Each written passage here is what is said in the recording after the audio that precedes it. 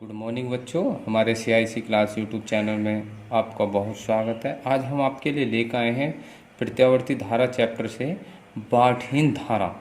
बाठहीन धारा का क्वेश्चन जो है बोर्ड एग्जाम में लगभग 2 अंक में आ जाता है। अब देखो, इसका जो क्वेश्चन आता है वो इस प्रकार आता है, प्रत्यावर्ती धारा परिपथ में बाठहीन धारा किसे कहते हैं। 2 अंक में आता है बस ये।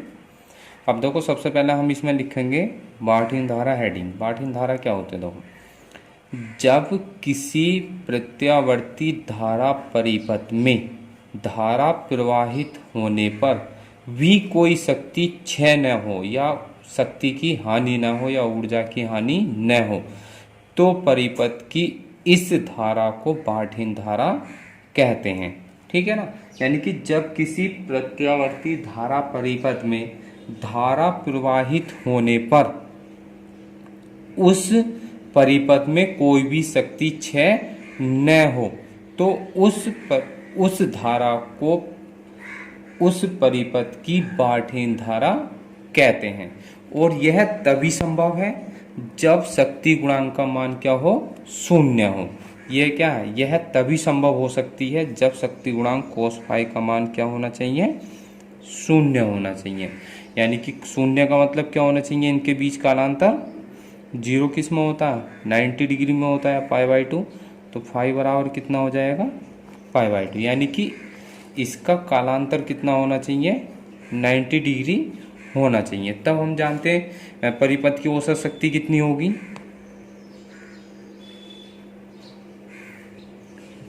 परिपथ में औसत शक्ति निकालते हैं। क्या होता है औसत शक्ति के लिए सूत्र हम जानते हैं,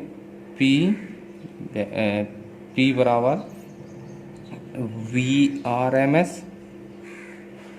गुणा IRMS इंटू cos फाई। अब cos फाई के स्थान पे क्या लगा देंगे, हम शून्य लगा देंगे तो शक्ति P कितनी हो जाएगी, आ जाएगा VRMS इंटू IRMS 0। तो इसका मतलब शक्ति कितनी आ जाएगी हमारे पास, शून्य आ जाएगी। ये क्या आ गई, शून्य। तो इस प्रकार इस परिपथ का औसत शक्ति कितनी आ गई, शून्य आ गई। तो शून्य कब हो सकती है, तब जब हो सकती है जब क्या बोलते हैं शक्ति गुणांक का मान शून्य हो। अब देखो, हम जानते हैं शक्ति गुणांक सूत्र क्या होता है। देखो, शक्ति गुणांक जानते हैं हम, cos फाई बराबर R/Z होता। या cos फाई का मान हम जानते हैं कितना लगाया हमने, शून्य लगाया। यहाँ पे cos फाई का मान शून्य लगाया तो शून्य रखने यहाँ पे R/Z हो जाएगा। या R/Z बराबर कितना लिख सकते हैं हम, शून्य। तो R का मान कितना आ गया, शून्य हो गया।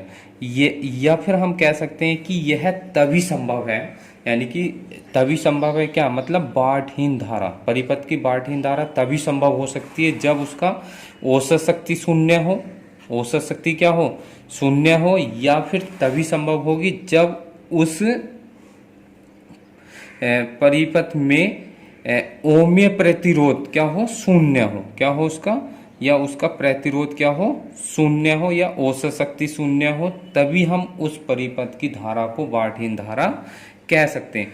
परंतु वास्तव में किसी भी परिपथ का ओमीय प्रतिरोध शून्य नहीं होता है। क्यों नहीं होता, क्योंकि जो हमारे पास परिपथ बना होता है उसकी कुंडली होती है, संधारित्र की जो प्लेटें होती हैं, या जो परिपथ बनाते हैं उसमें जो संयोजक तार लगाते हैं, उनका कुछ ना कुछ प्रतिरोध अवश्य होता है। इसलिए हम ऐसा कोई भी परिपथ नहीं ले सकते जिसका ओमीय प्रतिरोध शून्य हो। तो इसलिए किसी न किसी परिपथ का कुछ ना कुछ ओमीय प्रतिरोध अवश्य होता है। इसलिए बाठहीन धारा क्या होती है, बाठहीन धारा बहुत ही कम पाई जाती है, इसलिए कुछ ना कुछ उसमें हानि अवश्य होती है।